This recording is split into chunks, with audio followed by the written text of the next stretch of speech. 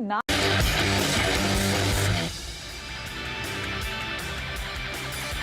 हाय, good afternoon. सास, बहू और सेंसेक्स के आज के इस एपिसोड में आप सबका स्वागत है।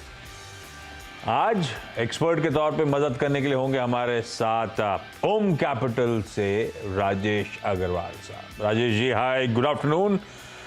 दिखाइए भाई स्क्रीन पे toll free number, WhatsApp number, Twitter IDs, वो सब आपकी स्क्रीन पे फ्लैश होंगे।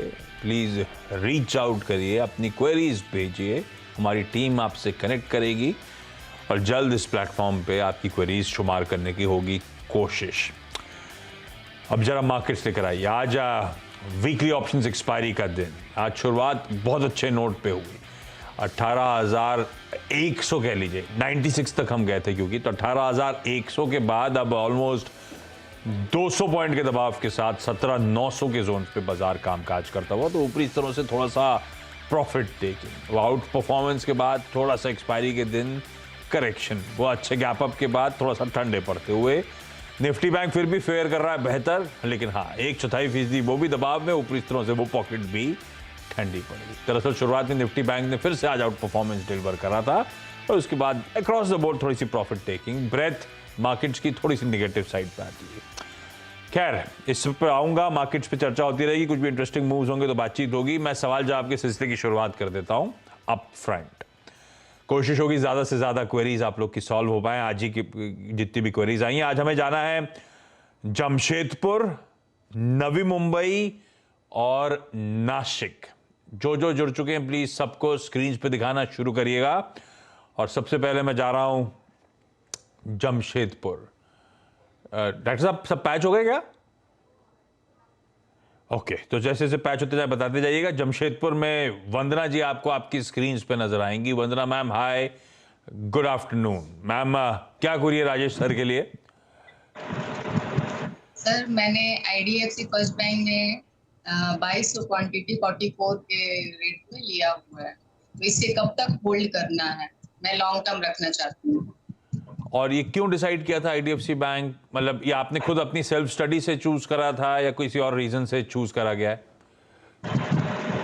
सेल्फ खुद से ही लगा कि नहीं अच्छा पिक है, और आपके यहाँ न्यूज में भी मैंने देखा था कि उसे लेने का न्यूज आई होगी, लेकिन उससे फंडामेंटल कॉल कैसे लिया? मतलब आपको लगा ये अच्छा चल रहा है? ये जमशेदपुर में ब्रांच है क्या आईडीएफसी फर्स्ट बैंक की? जी हाँ, है। हाँ, लॉन्ग टर्म के लिए लिया है। लॉन्ग टर्म मतलब कितना समय रुकना चाहोगे आप? आपके हिसाब से लॉन्ग टर्म मतलब? मैं तो 1.5 से 2 साल तक के लिए होल्ड कर सकती हूँ। 1.5 से 2 साल का नजरिया।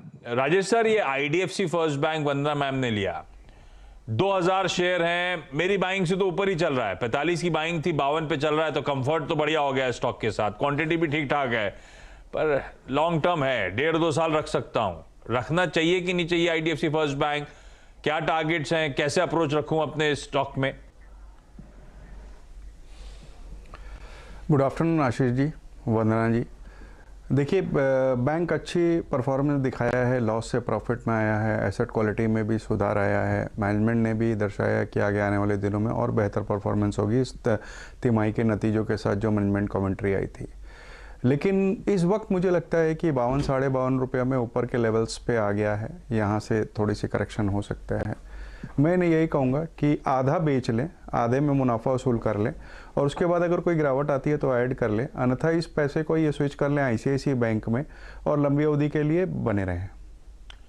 हाँ, तो इन लेवल्स पे आ सकती है थोड़ी थकावट, आधा बुक कर लें मुनाफा अपना, और अगर लॉन्ग टर्म में कुछ रखना है तो वाकई बढ़िया है आईसीआईसीआई बैंक। खैर अच्छे मूव्स बना रहा है, लेकिन ज्यादातर स्ट्रीट में सब इस बैंक की ऑफ लेट परफॉर्मेंस, बख्शी साहब के कामकाज को सबने सलाम कर रखा है।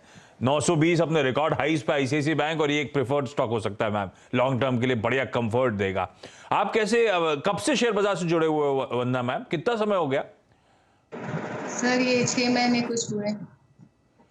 और ये जर्नी कैसी रही है? मैंने काफी फॉलो किया था, लेकिन 6 महीने से समझ में आ रहा है आपके न्यूज को, जब से मैं रेगुलर सुन रही हूँ, देख रही हूँ, तो लग रहा है कि नहीं, और मेरे को बेनिफिट भी है, प्रॉफिट भी है। जैसे अशोक लीलैंड मैंने 600 क्वांटिटी लिया था, तो अभी अच्छा बेनिफिट हुआ, उसमें मैंने सेल किया था।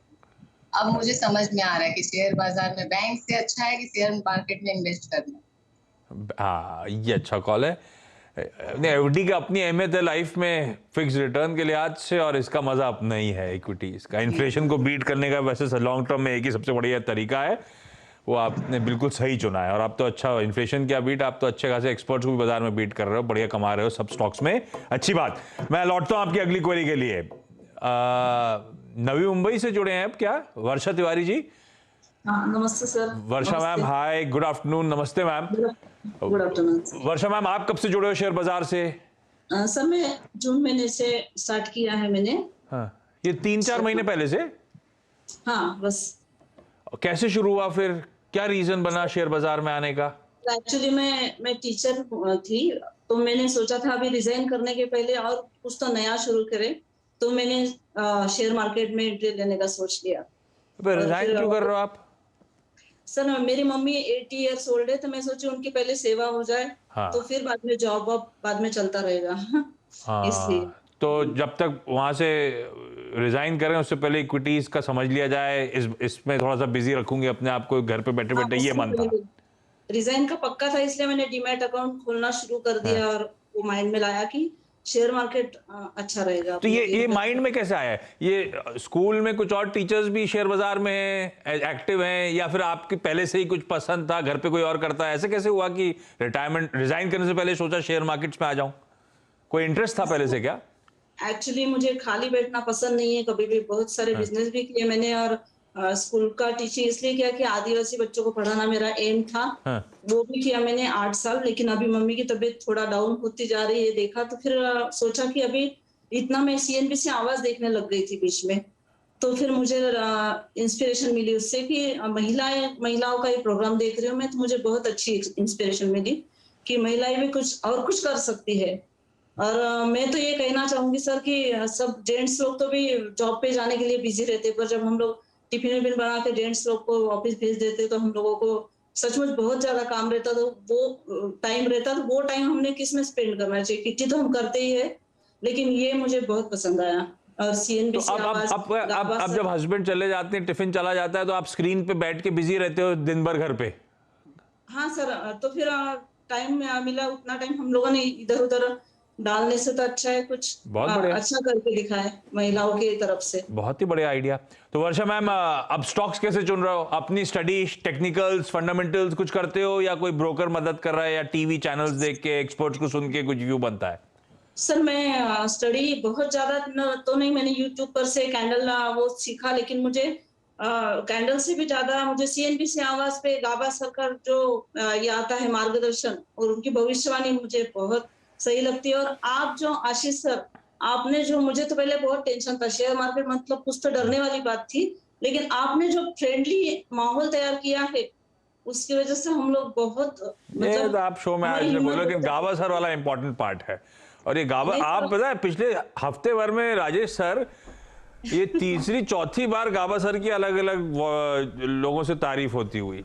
गाबा सर को बहुत फॉलो कर रहे हैं भाई। गाबा सर जोड़ेंगे अगले शो के लिए, उनको जरा पहले जरा जोड़िए, आज जरा गाबा सर सबको रूबरू कराया जाए। अरे मेरा भाग्य रहेगा मैं अगर गाबा सर, अरे पूरी कोशिश। डायरेक्टर साहब प्लीज देखिएगा गाबा सर बैठे कि नहीं बैठे, जुड़ जाते हैं आमतौर पे, घर पे उनके कैमरा लगा हुआ है तो जुड़े रहते हैं वो आमतौर पे, जोड़ देंगे अभी। अच्छा, पहली क्वेरी कौन सी राजेश सर के लिए? सर राजेश सर नमस्ते। मेरी पहली क्वेरी है कि खेतान केमिकल्स मैंने जून महीने से स्टार्ट किया था 103 रुपए पे लेना, और बाद में वो डाउन होता जा रहा था, तो मैं सोचे ऐड करती जाऊँ इसको। ऐड करते करते अभी मैं एवरेज पे मैंने 90 पे किया उसको, फिर भी वो नीचे ही जा रहा है, तो क्या करूँ? होल्ड करूँ या वापस से ऐड करूँ? अभी सेल तो नहीं कर सकते हम लोग उसको। तो खेतान केमिकल्स कैसे चुना? मुझे तो नहीं लगता चैनल पे कभी बात हुई होगी। फिर ये कहाँ से आया खेतान केमिकल्स? आइडिया कहाँ से आया? आप सही बोल रहे हैं। मेरे एक रिश्तेदार ने ले रखा था, तब मैं बहुत न्यू थी, मुझे बहुत डर लगता था, तो मैंने सोचा पूछ लूं, और ऐसे करके मैं जुड़ गई। तो वो अभी तक तो अटका है, बीच में आ रहा था उसमें मुंह, इसलिए मैंने वापस से उसमें ऐड कर लिया था। 119 मैंने कर लिए हैं टोटल, लेकिन पता नहीं वो ऊपर जाने का नाम ही नहीं ले रहा है। हमने तो लूजिंग ट्रेड को एवरेज करा है, और ये वाकई, ये वैसे आपने जो लिया तो आपका तो भाव फिर भी ठीक है, तो अदरवाइज तो 150 से करेक्ट हो रहा है। जब बाजार अपने रिकॉर्ड हाइस की तरफ बढ़ रहा है, ये स्टॉक 150 वाला जो है लगातार करेक्ट ही होता चले जा रहा है, आधा हो गया अपने हाइस से। राजेश सर, आप खैतान केमिकल्स एंड फर्टिलाइजर्स को ट्रैक करते हो। अब गलती हो गई, किसी परिवार वाले ने लिया था, शुरुआत करी थी तो इस स्टॉक से शुरू कर दिया और गिरते ही चले जा रहा है और लॉस में अब बेचने का दिल नहीं कर रहा, क्या करूं? नहीं, लॉस तो मैं करके लूंगी नहीं। नहीं, ये गलत आइडिया है वैसे, ऐसा नहीं। अभी राजेश सर हो सकता है लॉस बुक करने को कहें, इससे फायदा क्या है कि और गिरता चले जाए, वो अलग बात, वो व्यू क्या देंगे, लेकिन ये किसी एक तो स्टॉक से दिल नहीं लगाने का और जिद नहीं करने का, हाँ, है ना? राजेश सर भाई क्या करना है? खैतान केमिकल्स आप ट्रैक करे हुए हो क्या? देखिए, कंपनी के फंडामेंटल्स कोई बहुत ज़्यादा अच्छे नहीं है। टॉप लाइन में बढ़त हुई है, बॉटम लाइन में गिरावट देखी गई है, बहुत छोटा वॉल्यूम है, साइज़ बहुत छोटी है, कहने का मतलब ये है। तो मुझे नहीं लगता कि एक उपयुक्त स्टॉक है आपको पोर्टफोलियो में रखने के लिए। और इस बात को खासकर देखते हुए कि आपको अभी 4-6 महीने ही हुए हैं बाज़ार में आए हुए, तो आपके लिए यही राय रहेगी कि हमेशा अच्छे स्टॉक्स चुनें, थोड़ी सी क्वालिटी वाले। तो थोड़ा बहुत कभी बाजार उतार चढ़ाव भी होता हो तो आप उसमें कम से कम संभल सकें। इस स्टॉक से तो आपको निकलना पड़ेगा, अभी निकलें या थोड़ी उछाल पे निकलें वो आपकी इच्छा है, बट हमारी तरफ से इसमें सेल की ही राय रहेगी। अगर आपको फर्टिलाइज़र में ही रहना है तो बेहतर कंपनियां कोरोमंडल इंटरनेशनल, EID पैरी, UPL ये सब है, वहाँ स्विच कर लें। Thank you sir. तो ये आप होते राजेश सर, 7-8 रुपए लॉस पे था, निकाल देते कि रुकते कुछ बाउंस बैक के लिए, रुकते कि प्रॉफिट में आ जाएगा तो निकलूं? देखिए, मैं होता तो मैं तो इसमें एंट्री नहीं करता, लेकिन अगर हो गई है तो निकाल देता। मैंने लॉस बुक करना ही चाहिए इसमें तो। हाँ सॉरी, वो विकल्प नहीं दिया था मैंने, ये अजम्पशन लेके चल रहा था कि हमने कर लिया है, गलती हो गई है तो आप क्या करते। मैम क्लियर है, एक्सपर्ट भी यही कह रहे हैं कि मैं निकल लेता। अब उसके बाद पलट के नहीं देखता, हो सकता है या कल को बाउंस बैक कर जाए 10-20 रुपए ऊपर, तो अफसोस नहीं करने का है, बढ़िया क्वालिटी की तरफ शिफ्ट कर जाने का। हम अब तो नए हैं, इतना ज्यादा ट्रैक नहीं कर, और ये वेल ट्रैक कंपनीज नहीं है, अच्छी ट्रैक वाली कंपनी, अच्छे ट्रैक रिकॉर्ड वाली कंपनी, शुरुआत वहां से करेंगे। तो रिस्की पोर्टफोलियो होता है, risky part of the portfolio, लेकिन वो पहले अपन तैयारी तो कर लें, अच्छा सा पोर्टफोलियो कंस्ट्रक्ट कर लें, अच्छी कंपनियों के साथ उतरें। अच्छा, गावा सर जुड़ चुके हैं क्या? गावा सर, हाँ जी, नमस्कार। आजकल आप छाए हुए हो, ये आपको बता रहा हूँ, मजाक नहीं है, पिछले 5 साल वो सेंसेक्स में 3 बार गावा सर का नाम आ गया है। ओहो। और अभी हमारे साथ हॉट सीट पे वर्षा जी बैठी हुई हैं। आप ही का नाम ले रही थी भाई, आपने बहुत मदद करी है उनकी। ऐसा, थैंक यू। हम तो हैं ही उनके लिए, मदद करने के लिए हमारे व्यूअर्स को। Thank you. सर ने मुझे हाल का बताया था, 1700 पे था, उन्होंने बोला था 2000 के ऊपर जाएगा, और अभी देखो हाल बहुत ऊपर चला गया। HL वो लिया मैंने, परसिस्टेंस नौकरी लिया है, टाटा मोटर्स के सीप भी लिए हैं, HDFC mid and large cap का म्यूचुअल फंड लिया है सर। उसके बाद में होशियार हो गया मैं। उसके बाद में होशियार हो गए। गावा sir, thank you so much वो बढ़िया स्टॉक पिकिंग के लिए, रोज सुबह हमारी सबकी मदद करने के लिए। गावा सर अगले शो के असल में शुमार होंगे, वो तो बैठ गए थे तो उनसे खींच लिया मैंने शो में। गावा सर थैंक यू। अच्छा, वर्षा जी से बात हुई, अब नासिक जा रहा हूं। मेघा पांडे जी जुड़ नहीं पा रही हैं, कुछ लिंक स्टैब्लिश करने में प्रॉब्लम आ रही है, मेरे ख्याल से फोन लाइन में मेघा जी जुड़ती हुई। और मुझे बताया जा रहा है मेघा जी वर्षा जी की बहन है। मेघा जी, आप वर्षा जी की सिस्टर हो? जी, छोटी सिस्टर हो। अरे वाह, ये आप दोनों एक शो में कैसे? ये इंटरेस्टिंग है। अभी आपका शो ही रिलेशन ही बताता है ना, सास और बहू, तो हम बहनें आ गई। ठीक, अच्छा हो आप आ गए। अच्छा, मेघा मैम, आप कब से शेयर बाजार में हो? दीदी तो कह रही हैं जून से हैं। हाँ जी, पहले मैं आपसे थोड़ा बात करना चाहूंगी आशीष जी। सबसे पहले तो आपका CNBC आवाज जो है, आपका जो CNBC चैनल और आपकी पूरी टीम है, इनका मैं धन्यवाद करना चाहती हूँ, क्योंकि महिलाओं की वित्तीय साक्षरता में, मतलब फाइनेंशियल लिटरेसी में आप बहुत ही अच्छा काम कर रहे हैं। आपका कार्य सराहनीय है। Thank you so much. Yes Ashish ji. और मैं एक्चुअली प्रोफेसर हूँ इंजीनियरिंग कॉलेज में, मतलब थी, मैंने फरवरी महीने में रिजाइन किया क्योंकि मेरे हस्बैंड। हाँ जी, बोलिए। हाँ, हस्बैंड क्या? वो शिफ्ट हो गए, मतलब उन्होंने जॉब चेंज की फ्रॉम नवी मुंबई टू नासिक। पहले आप दोनों साथ में नवी मुंबई में रहते थे, आप वहां पे प्रोफेसर थे और मैम टीचर थी, दोनों रिजाइन करने का मूड बना गया, एक ने कर दिया, एक करने वाला है। ये सब फैमिली में एक साथ डिसाइड होता है क्या सब कुछ? मैंने भी कर दिया है सर फरवरी में। हाँ, और मेन तो ये था सर, मैंने स्टार्ट किया लगभग 9-10 महीने हो गए मुझे। मैंने पहले पेपर ट्रेडिंग की, क्योंकि एज मुझे पता तो था कि मुझे जॉब रिजाइन करना ही है, so I prepared from the start. मैंने थोड़ा पहले से शुरुआत कर दी थी इसमें। पहले पेपर ट्रेडिंग की, फिर थोड़ा सा पहले टेक्निकल चार्ट और उसका स्टडी किया, कुछ बुक्स पढ़े मैंने, और इस इंट्राडे पे भी मैं थोड़ा सा ट्राई किया, लेकिन एवरेजिंग में मुझे कुछ बहुत अच्छा मुनाफा नहीं मिल पाया। मतलब एवरेज करने जाती थी तो मैं वहीं के वहीं थी, बराबर है। तो इसके बाद मैंने से थोड़ा सा इसके ट्रेन करना शुरू कर दिया है इसमें, मतलब अपनी सेल्फ स्टडी शुरू कर दी है, ये अज्यूम कर रहा हूँ मैं, है ना? जी जी, परफेक्ट, बहुत अच्छा कर रहे हो। भी है प्लस, हाँ सेल्फ स्टडी भी है सर, प्लस मैं चैनल्स भी देखती हूँ जो आपके CNBC आवाज है, ये भी देखती हूँ। और ऐसे नहीं है कि पूरा डिपेंडेंट हूँ, मैं खुद का स्टडी भी करती हूँ और फिर डिसाइड करती हूँ। अभी कुछ बहुत अच्छा प्रोफाइल नहीं बनाया है, क्योंकि एकदम से स्टार्ट करके मुझे लॉस में नहीं जाना है। बहुत अच्छा अप्रोच है, बिल्कुल ठीक है, और पढ़ाई करके आना ज्यादा अच्छा है। मेगा मैम, पहली क्वेरी कौन सी है, ज्यादा इंपॉर्टेंट क्वेरी कौन सी? अब तो जितना समय बचा उस हिसाब से कह रहा हूँ, ज्यादा इंपॉर्टेंट क्वेरी कौन सी राजेश सर? जी सर, मेरे पास ICICI के शेयर्स है, 20 शेयर्स है, जो कि मैंने 757 में खरीदे थे, 757 में, और अभी मैं प्रॉफिट में हूँ। मुझे बस पूछना है कि एग्जिट कब तक लेना चाहिए इसमें? आपने दीदी को क्यों नहीं बताया कि ICICI बैंक ले लो? सर, ये मामला ऐसे होता है कि किसी के सजेशन के बजाय खुद की स्टडी से आगे बढ़ो तो बहुत बेहतर है। अभी राजेश सर ने दीदी को ICICI बैंक में स्विच करने को ही कहा है।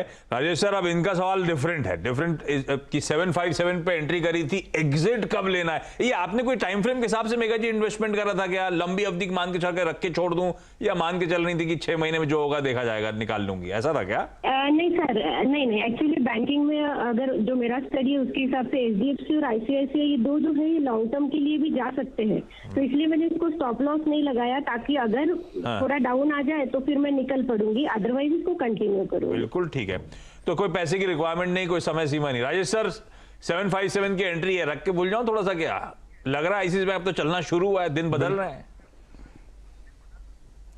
बिल्कुल, अभी मैंने इनकी दीदी को यही कहा था ICICI बैंक लेने के लिए, और इनको भी यही कहूँगा कि बनी रहें स्टॉक में, और अगर और भी फंड्स इनके अलाउ करते हो या इन्हें और कोई नया खरीदना हो तो ICICI बैंक को ही ऐड करें और लंबी अवधि के लिए बनी रहें। हमारे हिसाब से ये बेहतर स्टॉक है बैंकिंग सेक्टर में। और दूसरा जो ये खुद HDFC बैंक के लिए बोल रही थी, वो भी अच्छा है, लंबी अवधि के लिए दोनों स्टॉक में बने रहा जा सकता है। बढ़िया अप्रोच है मेगा जी आपका, यही सही तरीका है जैसे आप अप्रोच कर रहे हो। बढ़िया लार्ज कैप्स, बेहतर कंपनीज, अपनी सेल्फ स्टडीज, कॉन्फिडेंस आने के बाद मार्केट में उतरना। मुझे लगा 2-2 सिस्टर्स आएंगी तो आप दीदी से पूछोगे, दीदी लंच में आज क्या बनाया? अगर ऐसे पूछते तो आपको लंच पे बुला लेते सर। चलिए, अच्छा जाते जाते सब बीच में, वंदना मैम क्विकली कोई अगली क्वेरी है तो आप पूछ डालो, समय हो गया मेरा। मैम ऑडियो नहीं आ रहा, अनम्यूट करना पड़ेगा शायद आपको। Sorry sir, sorry. कोई इशू नहीं जी, मुझे पूछना था कि टाटा स्टील में मैं लॉन्ग टर्म इन्वेस्टमेंट कर सकती हूँ या नहीं। और एक शेयर है शेयर इंडिया, मैंने 2 शेयर चूज करके रखा है, तो क्या मैं इसमें इन्वेस्टमेंट कर सकती हूँ? जमशेदपुर वाले टाटा स्टील पे सवाल उठा रहे हैं भाई। राजेश सर, टाटा स्टील लगा सकते हैं नहीं लगा सकते इन स्तरों पे लॉन्ग टर्म के लिए? बिल्कुल लगा सकते हैं। लॉन्ग टर्म का अगर नज़रिया है तो कंपनी बहुत अच्छा परफॉर्म कर रही है, डोमेस्टिक डिमांड बढ़ रही है, डेट कम करने पे इनका पूरा फोकस है। मुझे लगता है लॉन्ग टर्म के लिए बिल्कुल बने रह सकता है। 125-130 का टारगेट आप बना के रख सकती हैं। Vandana ji, Varsha ji, Megha ji, thank you so much आप सबका जुड़ने के लिए, मजा आया आप सबसे बात करके। Rajesh sir, thank you so much सारी क्वेरीज को सॉल्व करने के लिए। क्विकली छोटा सा ब्रेक के उस पार एक क्विक मार्केट अपडेट।